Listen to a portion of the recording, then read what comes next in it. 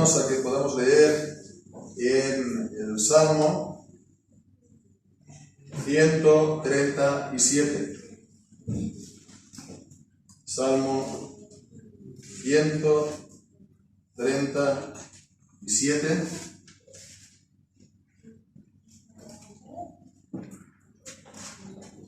Y dice así, pues, la palabra del Señor. Te alabaré, perdón, Salmo 137. No, hemos de que leer el 137, sí. Junto a los ríos de Babilonia. Allí nos sentábamos y aún llorábamos, acordándonos de Sión. Sobre los sauces en medio de ella colgamos nuestras arpas. Pues los que allí nos habían llevado cautivos nos pedían cánticos, y los que nos habían desolado nos pedían alegría, diciendo: cantadnos algunos cánticos de Sión. ¿Cómo cantaremos cántico de Jehová en tierra extraña? Si me olvido de ti, oh Jerusalén, mi diestra se olvide de su destreza. Mi lengua se pegue a mi paladar, si no me acuerdo de ti. Si no ensalzo a Jerusalén como el principal objeto de mi alegría. Acuérdate, oh Jehová, de los hijos de Edom, en el día de Jerusalén, quienes decían: arrasadla hasta sus cimientos. Hija de Babilonia, la desolada. Bienaventurado el que te dé el pago de lo que tú nos pagaste a nosotros. Bienaventurado el que tome y estrelle tus niños contra la peña. Amén. El Señor bendiga su santa palabra. Este texto que hemos leído muy naturalmente se divide en una serie, para por lo menos considerarlo, una serie de puntos, ¿no? Podríamos ver aquí el lugar de los cautivos, los ríos de Babilonia, después el recuerdo de los cautivos, que está presente en los versículos, ya desde el primer versículo en adelante. Después también, por último, la petición y la oración de los cautivos. El lugar de los cautivos, el recuerdo de los cautivos y la petición de los cautivos. Pero antes de pasar a considerarlos, creo que podríamos hacer un poco lo que no hemos hecho esta mañana, ¿no? Dar explicaciones en cuanto, explicaciones no, pero digamos abundar un poco más en cuanto a lo que hemos visto esta mañana, y también pues a la hora de abordar este salmo, porque sabemos que este Salmo 137 es un salmo de los que están considerados, comillas, como problemáticos, ¿no? En cuanto a la imprecación, que no es solamente aquí, ¿no? En los salmos en general está presente como una trama en la mayoría, si no todos los salmos, de una manera o de otra. Lo único que pasa es que aquí llama mucho la atención cómo acaba el versículo 9, bienaventurado el que tome y estrelle tus niños contra la peña. Y esto pues es algo que choca, incluso escandaliza a muchos, ¿no? Conocido gente. Y bien, pues entonces esto es un lugar común en muchos. Este Salmo 137 muy pocas veces se va a leer o predicar, incluso en él, y sobre todo no cantar de una manera como nosotros cantamos los salmos, pues está como que descartado de entrada, ¿no? Que se pueda llegar a hacer, ¿no? en la iglesia. Bueno, pues entonces creo que, bueno, es más que una creencia, ¿no? Pero se puede decir así que los problemas que tenemos, ¿no? Provienen sobre todo de nuestra manera de leer la Biblia. La manera actual, contemporánea, que tenemos, evangélicos reformados también, de leer la Biblia muy apegado a lo literal, a la letra, ¿no? Podemos decir al literalismo, que se ha convertido como por parte de algunos, ¿no? Y omito por supuesto nombres, como una clave de ortodoxia. Si no se explica la Biblia de una manera literalista, pues un poco más que te estás deslizando por el camino de como mínimo la heterodoxia, ¿no? Entonces, el literalismo, que por lo tanto no considera, no quiere, ¿no?, el sentido espiritual de las escrituras, de los distintos textos, de los distintos pasajes, ¿no? Y entonces, pues, cuando hablamos de sentido espiritual, estamos hablando, hemos de utilizar la palabra alegoría, la palabra alegoría. Y entonces se ha convertido también en un lugar común en nuestros círculos, ¿no?, evangélicos reformados también, cuando se habla de alegoría, se utiliza la palabra en un sentido negativo y se acostumbra muchas veces de ir acompañada con otras palabras, con otros adjetivos, como por ejemplo subjetivo, como por ejemplo extravagante, como por ejemplo arbitrario, como por ejemplo imaginativo, etcétera, etcétera, etcétera. Sin embargo, es algo que hay que tener en cuenta, la Biblia misma no presenta la alegoría. Ya, de entrada, lo que hemos visto esta mañana no lo hemos demostrado o no lo hemos tratado de demostrar, porque es una cosa que lo vamos a ir viendo y se va a ir demostrando poco a poco, ¿no? Día a día, ¿no? Acerca del canto de el cantar de los cantares, ¿no? Los cantares da prueba evidente en sí mismo, de que fue escrito como una alegoría, ¿no? Como tantas otras cosas en la escritura. Es que nosotros nos escandalizamos tal vez por la palabra alegoría, pero ¿qué es la alegoría? Alegoría es lo mismo, si buscamos el significado en el diccionario, de sentido desfigurado. Y es que la Biblia está llena de sentido desfigurado, está llena de comparaciones, está llena de metáforas y está llena de símbolos por todas partes, ¿no? Veamos, ¿no? Dice Jesús: yo soy la luz del mundo, yo soy la puerta, yo soy el pan de vida. Todo esto son sentidos figurados, son comparaciones, son alegorías.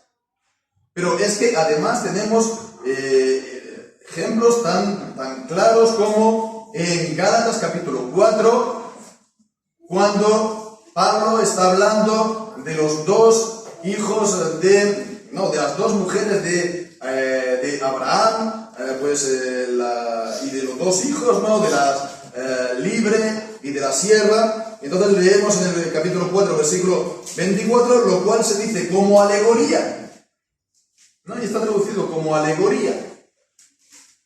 Y el método, por así decirlo, la manera de proceder del apóstol en este pasaje realmente es según el comillas, método alegórico.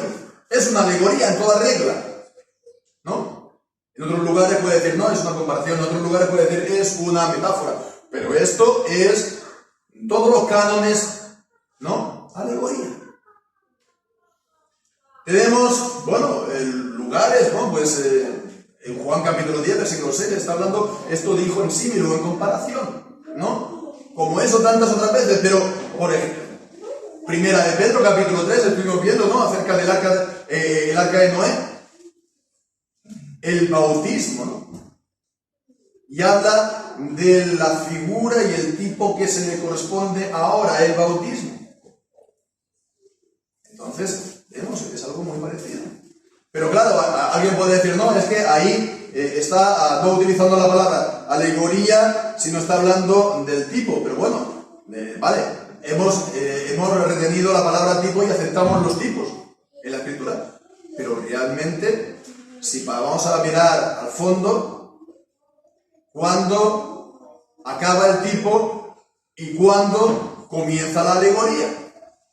¿Cuál es entonces la diferencia entre un tipo y una alegoría? Es que el tipo son alegorías que, se puede decir así, han sido recibidas como canónicas, por así decirlo, u oficiales, se puede decir, ¿no?, en la teología, por ejemplo, cristiana, en este caso nuestra, reformada,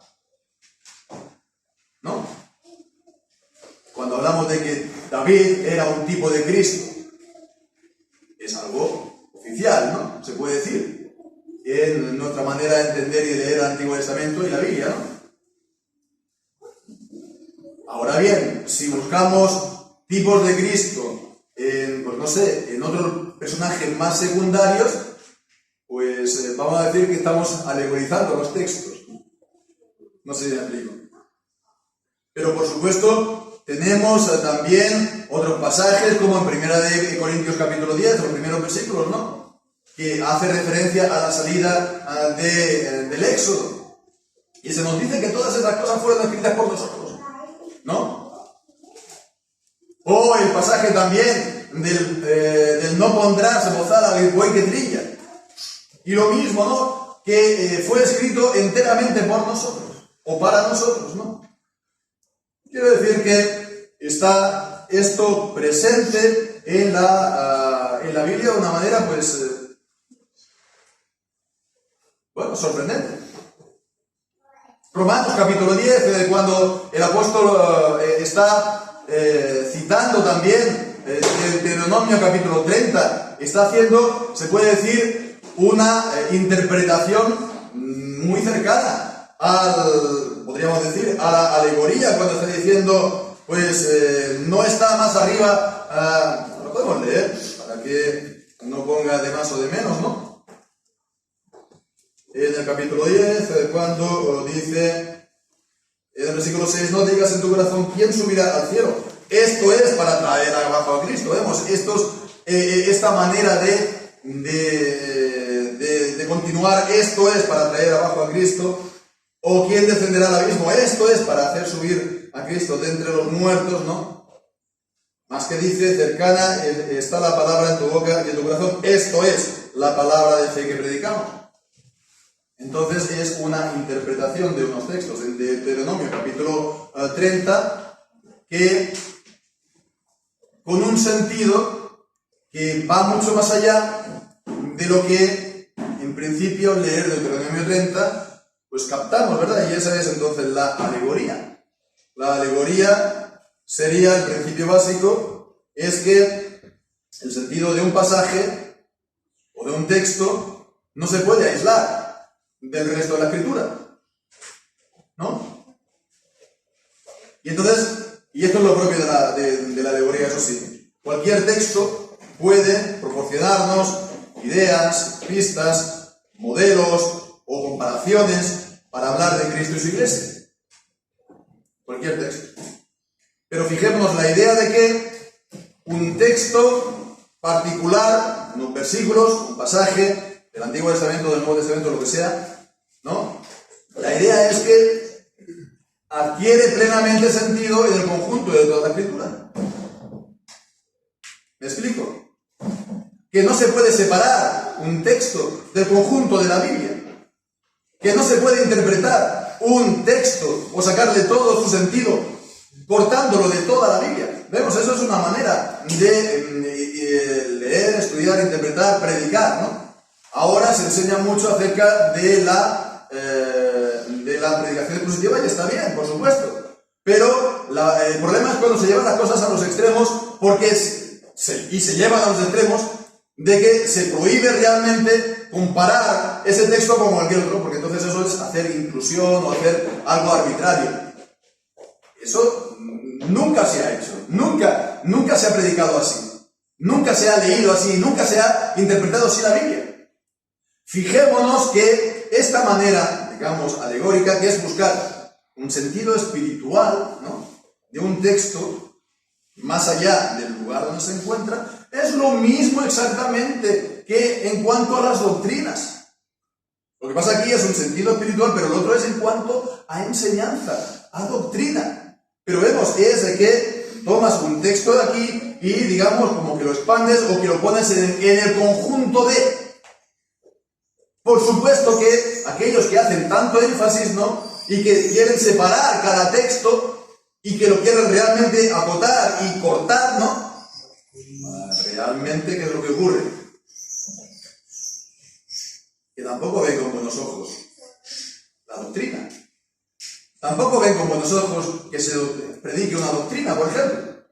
Tampoco ven incluso con buenos ojos los textos pruebas de los catecismos o los textos pruebas de las confesiones de fe.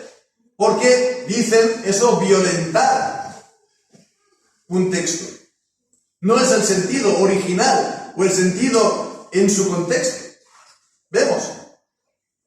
Bueno, pues esto es lo que ocurre. Esto es lo que ocurre.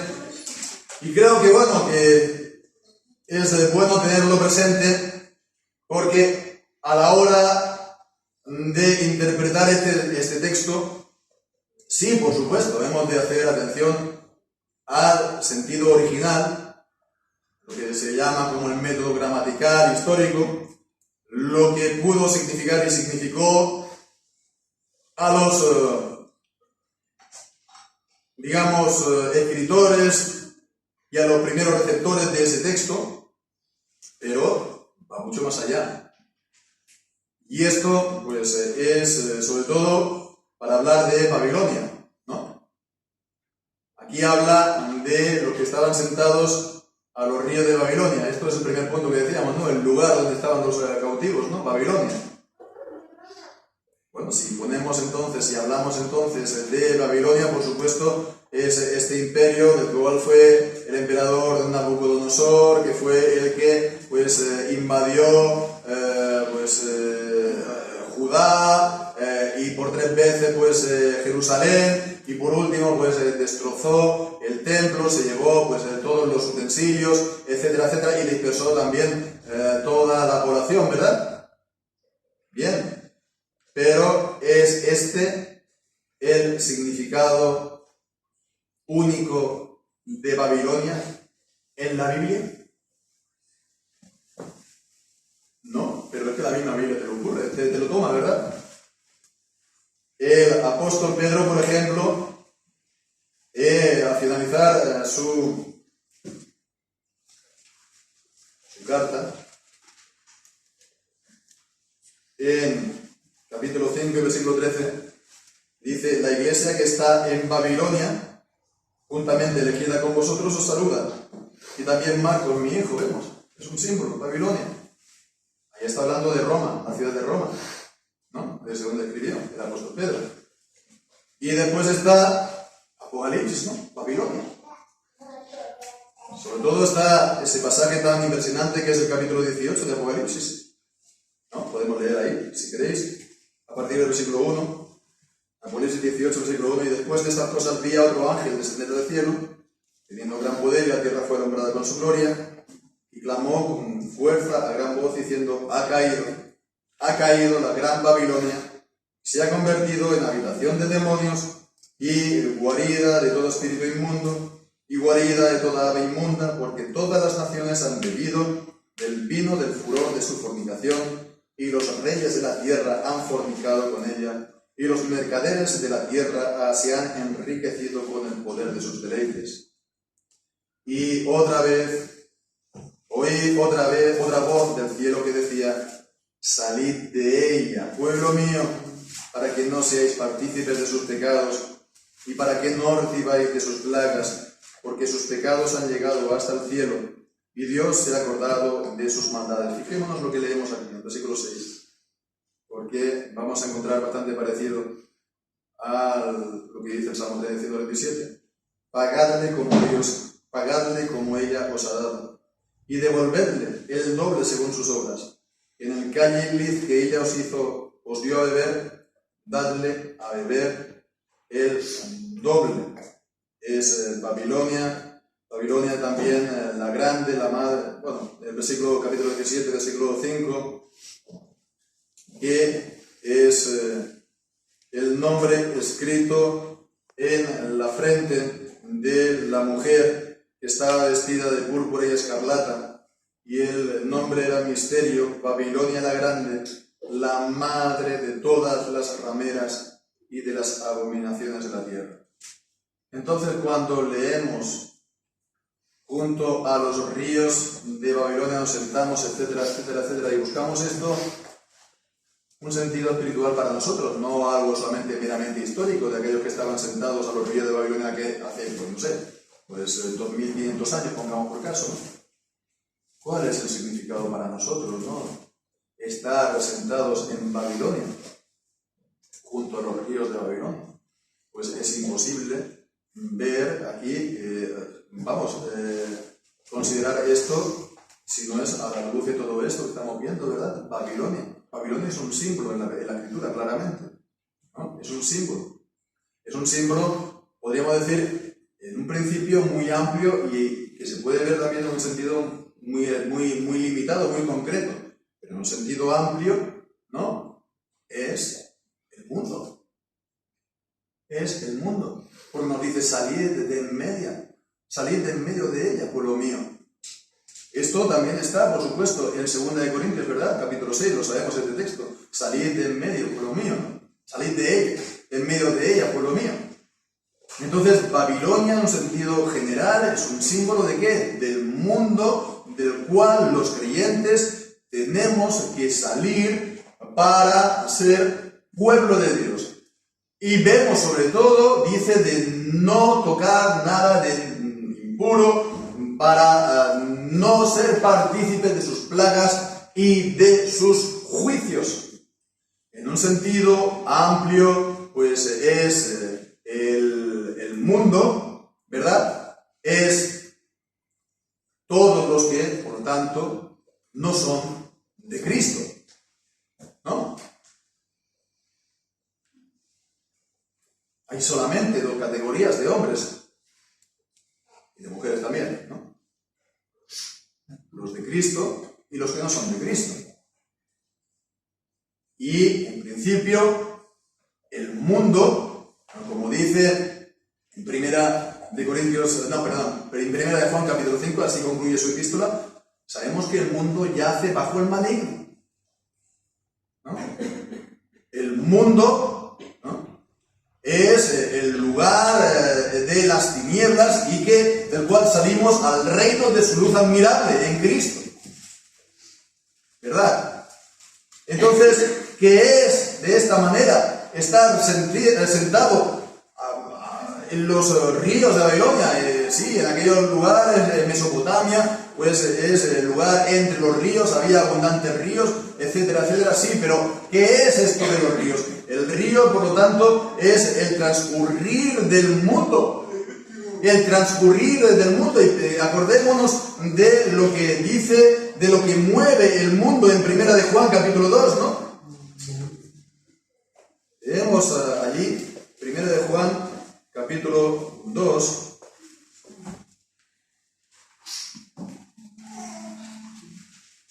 Llegaremos. No améis, versículo 15, no améis el mundo ni las cosas que están en el mundo. Si alguno ama al mundo, el amor del Padre no está en él. Porque todo lo que hay en el mundo, la concupiscencia de la carne, la concupiscencia de los ojos y la soberbia de la vida, no es del Padre, sino que es del mundo. Vemos, estar entonces sentado a los ríos es el transcurrir de la vida, ¿verdad? ¿No? De la vida del mundo que está movida por estas cosas, ¿no?, que hemos leído. La concupiscencia de la carne, la concupiscencia de los ojos, la soberbia de la vida, estas pasiones y estos deseos, ¿no?, de conseguir, de disfrutar, de tener, etcétera, etcétera, etcétera. Pero todo eso de una manera carnal, sin Dios, sin considerar a Dios para nada. Esto es el mundo, esto es Babilonia, esto es que nosotros estamos también, estamos en el mundo sin ser del mundo, pero estamos en ello. Y bien, pues esto es el lugar en el que estamos, y a los de Babilonia, los cautivos, se le pedía algo, ¿no? ¿Qué se le pedía? Podemos volver allí, ¿no? Que cantadnos, ¿no? Cantadnos. A ver, vamos aquí, 37. Allí nos sentábamos y aún llorábamos acordándonos de Sión. Sobre los sauces en medio de ella colgaban nuestras arpas, pues los que allí nos habían llevado cautivos nos pedían cánticos. Entonces, lo segundo era sobre todo, lo habíamos dicho en 3 puntos, ¿no? Era sobre todo, pues el primero, el lugar, después, que se acordaban de Sión. Estaban, pues, allí y se acordaban de Sión y se les embargaba la pena y colgaban las arpas en los sauces y entonces allí estaban llorando porque aquellos que nos habían hecho esto, pues nos pedían cánticos, ¿no? Que les cantemos cánticos. ¿Qué es lo que ellos le pedían? ¿El por qué? ¿Se estaban burlando de ellos? Cantadnos uno de vuestros cánticos, vosotros que habéis sido llevados cautivos, vuestro Dios ha sido derrotado por vosotros, cantadnos vuestros cánticos. Estaban diciendo de esta manera, en este sentido, o es simplemente profanar directamente los cantos del Señor, los cantos santos, ¿no? Hemos cantado, sí, en el Salmo 65, ¿no? Que es plácida a Dios la alabanza en Sion, es en Sion, en el templo, en el lugar donde se da el culto a Dios, en el que se cantan los cantos a santos y en el que se da la adoración santa. Y aquellos, por lo tanto, que los han llevado, pues entonces les estaban pidiendo esto, que al final no era otra cosa que una profanación, pero que también podemos ver aquí un cierto elemento de burla. Y entonces, pues, de ahí viene este acordarse de Sion, acordarse del tiempo anterior a la deportación, del tiempo anterior cuando el pueblo estaba, por así decirlo, entero y completo, cuando estaba según las ordenanzas y según la palabra de Dios, cuando tenía la presencia del Señor pues simbolizada en el templo y pues estaban gozando de la bendición del Señor en los tiempos de David, en los tiempos de Salomón, cuando habían subyugado y dominado a todas las naciones vecinas. Bien, pues entonces ellos estaban acordando de eso, acordando de Sion, acordando de el tiempo de plenitud, del tiempo anterior al cautiverio. Se están acordando de esto y fijémonos, dice, ¿cómo cantaremos cántico de Jehová en tierra extraña? ¿Cómo vamos a estar alegres o cómo vamos a cantar como si esto fuera el lugar nuestro? No puede ser, no puede ser. Y en el fondo esto es la cuestión, hermanos, en el fondo esto lo podemos ver aquí también para nosotros, que no somos del mundo, somos peregrinos en el mundo, ¿no? Que no tenemos nuestra morada permanente aquí, es lo que también dice Hebreos capítulo 11. Y que, pues, no estamos entonces en la corriente del mundo, por supuesto. Pero también, por supuesto, vemos que es esta palabra que dice a partir del versículo 5. Si me olvido de ti, oh Jerusalén, mi diestra se olvide. Es la primera de las palabras, ¿no? de esta retribución, ¿no? Que encontramos aquí. Si yo me olvido de ti, Jerusalén, si yo me olvido de ti, oh Señor, si yo me olvido de Dios y de su culto y de su palabra, pues entonces que se olvide mi diestra, ¿no? Mi mano derecha, mi vigor, ¿no? De su destreza o de su fuerza. Y que mi lengua se pegue a mi paladar si no me acuerdo de ti, si no ensalzo a Jerusalén como principal objeto de mi alegría. Acordarse de las ordenanzas de Dios, de las palabras de Dios, acordarse del estado pleno de la iglesia. Y realmente acerca de esto habría mucho que decir, pero tan solo notar lo que dice Pablo en Gálatas capítulo 4, acerca de Jerusalén y acerca de Sion. Es la Jerusalén celestial. En Gálatas capítulo 4 podemos leer otra vez así a partir del versículo 24, cuando dice: lo cual se dice como alegoría, porque estas mujeres son los dos pactos. El uno ciertamente es el monte Sinaí, el que engendró para servidumbre, el cual es Agar, porque Agar es el monte Sinaí en Arabia, el cual corresponde a la que ahora es Jerusalén, la cual está en servidumbre con sus hijos. Pero la Jerusalén de arriba, la cual es madre de todos nosotros, es libre, la cual es madre de todos nosotros. Jerusalén de arriba, Jerusalén celestial, la iglesia, sí, la iglesia invisible, de la cual habla en Hebreos, capítulo 11 también, ¿verdad? Que cuando nos acercamos al Señor, pues también nos dice en Hebreos capítulo 12, versículo 22, os habéis acercado al monte Sión. ¿Vemos? Nos hemos acercado al monte Sión, a la ciudad del Dios vivo, la Jerusalén celestial, y a la compañía de muchos millares de ángeles, y a la congregación de los primogénitos que están inscritos en los cielos, y a Dios, el juez de todos, y al los espíritus de los justos hechos perfectos, y a Jesús, el mediador del nuevo pacto, y a la sangre rociada que habla mejor que la de él. Es decir, la iglesia, ¿no? Ya no digo la idea de la iglesia, no solamente la idea, no estamos hablando aquí solamente en plano, digamos, del mundo de las ideas, sino la realidad de la iglesia, espiritualmente. No es solamente esta pequeña congregación. La iglesia no es solamente la congregación local. Así hablamos los evangélicos. Cuando hablamos de la iglesia, nos estamos refiriendo casi el 99,9% de las veces de la congregación local. Pero es que la iglesia no es solamente mi congregación local. La iglesia es universal, que se extiende ahora aquí en la tierra, en todas las naciones de la tierra, ¿verdad?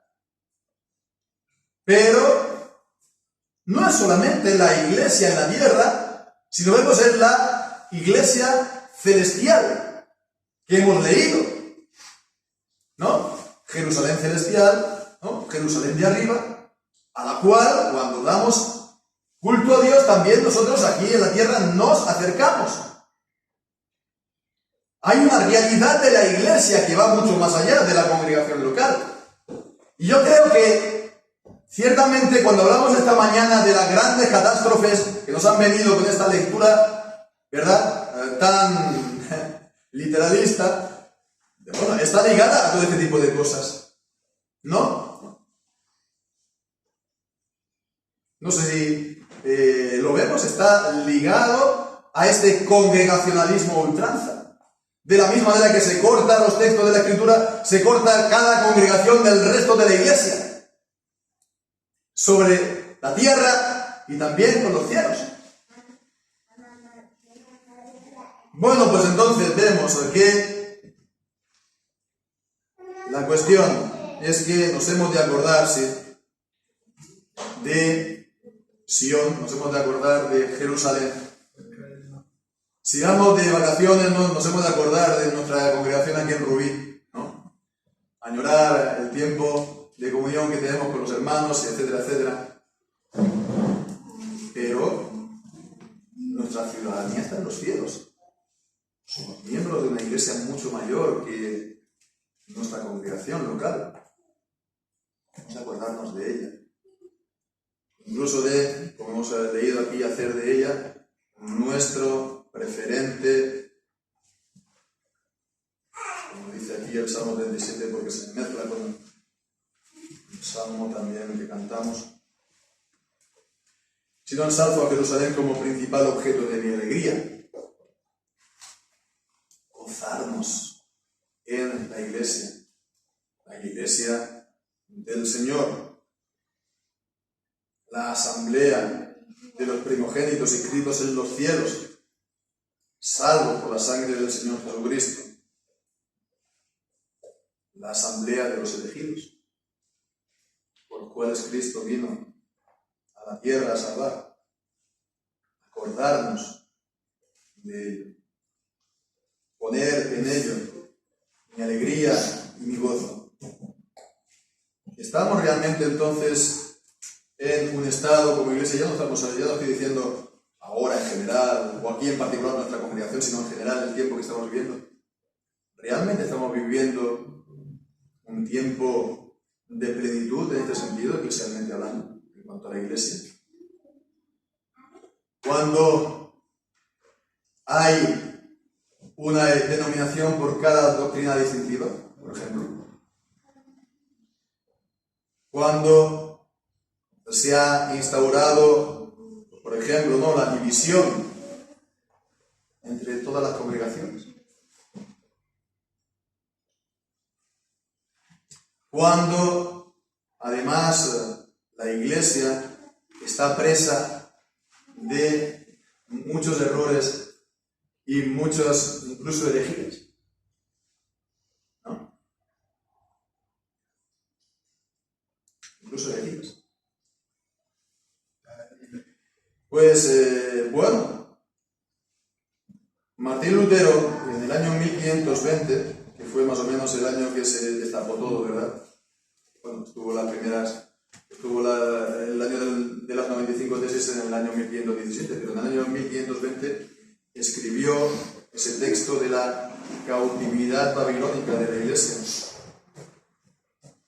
Y la idea era entonces que la iglesia estaba en cautividad bajo el poder del Nabucodonosor, ¿no? Figura tipo alegoría del anticristo, el anticristo romano. Que la iglesia había sufrido un daño indecible por la actividad del anticristo y que había sido presa, que había sido sometida casi a su voluntad y que por eso salían en obediencia a la palabra del Señor también, como hemos visto salir en medio de ella. ¿Tiene algo que ver esto con Babilonia? Pues sí, porque, como decíamos, esta Babilonia, que en un sentido general es el mundo, bueno, pues, ¿qué es lo que ocurre? Está también, al final, ocurre que en la iglesia están los hijos de Dios, pero están también el trigo y la cizaña, están también las ovejas y los cabritos, ¿verdad? Y bueno, está el misterio de la piedad, ¿no? Pero también está el misterio de la iniquidad, en 2 de Tesalonicenses 2. Y ese misterio de la iniquidad concluye en ¿qué? En la manifestación del anticristo. ¿Y qué es el anticristo? Pues ese poder, ¿no? Esa persona y ese poder que se sienta en el templo de Dios, es decir, la iglesia, como Dios, haciéndose pasar por Dios. Y eso ya es una cosa que ya se ha cumplido en la historia, ¿verdad? Bueno, pues ese poder, esa persona que se ha sentado en la iglesia y que ha, pues, realmente actuado a voluntad. Ha actuado a voluntad en la iglesia. Y la ha sometido completamente a su dictado. Este estado en el que nosotros estamos realmente no tiene nada que ver con el anticristo. Este estado de dispersión, este estado de atomización realmente no tiene nada que ver. El anticristo no nos ha instilado según qué puntos de vista, según qué enseñanza, según qué doctrina corriente, monedas de cambio corriente entre nosotros. ¿Seguro que no? Claro que sí. ¿A quién le interesa el mantenimiento de este estado de cosas actual? ¿Verdad? ¿A quién? ¿A nosotros como iglesia? No. ¿A la reforma? No. ¿A la iglesia evangélica? No. Al de Cristo. Y Él se está preparando con todas sus fuerzas a revertir todo lo que hemos visto. Todos nosotros venimos del catolicismo romano, ¿verdad? O casi todos. Y creemos que no van a hacer un intento con todas sus fuerzas para acabar con esto y para revertirlo. Y si no es a nosotros, a nuestros hijos, volverlos otra vez al redil de la obediencia al anticristo. Pues sí. Y se están preparando con todas las fuerzas para que nuestros hijos vuelvan a la obediencia al anticristo. Por lo cual, pues bueno, hemos de estar separándonos, hemos de estar acordándonos, ¿verdad? Y también estar orando, ¿no? Y bueno, por hacer las cosas ya breves, hermano, ya se está yendo la hora, pero bueno, realmente cuando interpretamos las cosas y desde este punto de vista, bienaventurado que Tommy estrelle tus niños contra la peña. ¿Qué es esto? ¿Qué es en la escritura la peña? ¿Qué es en la escritura la roca? En un sentido espiritual, quiero decir, si nos acostumbramos a ver las cosas desde este punto de vista. Mateo 16, ¿no? La peña, la roca sobre la cual está edificada la iglesia, ¿no? Podrás decir, no, esto es arbitrario, sí, ¿no? Pero, ¿cuál es la palabra que leemos? Esas citas de Jesús del Salmo 118. Mateo 21.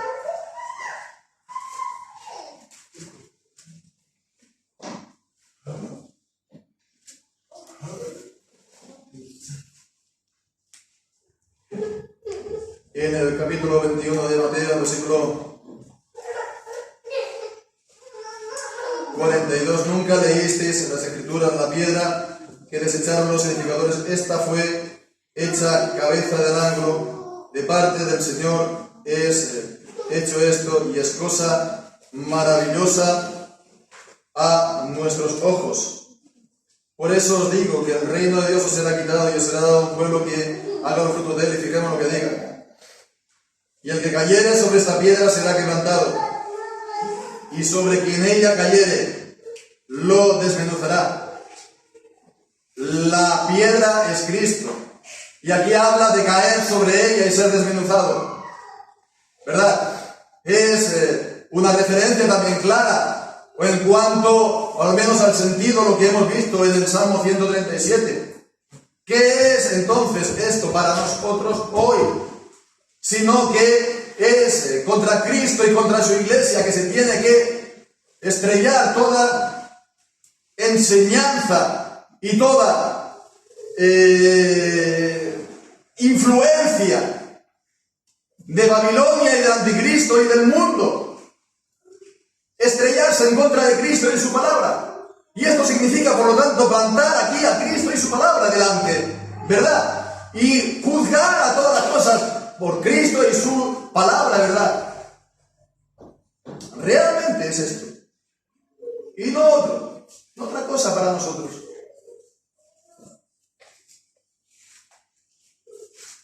Así pues, vemos, este es el inicio de la vuelta del cautiverio.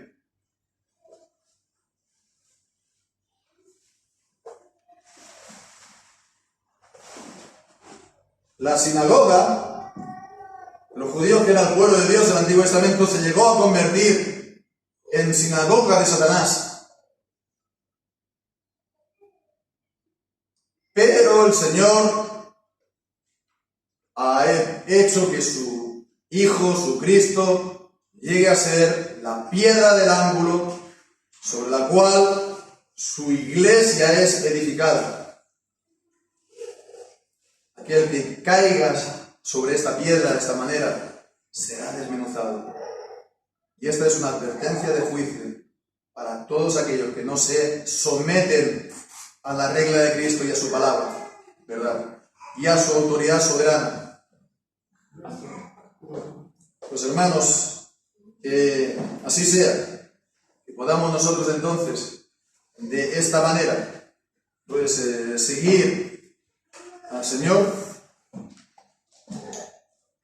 según la verdad de la palabra, y estemos pues orando al Señor para que el Señor así restaure su iglesia en este día y en el que vivimos.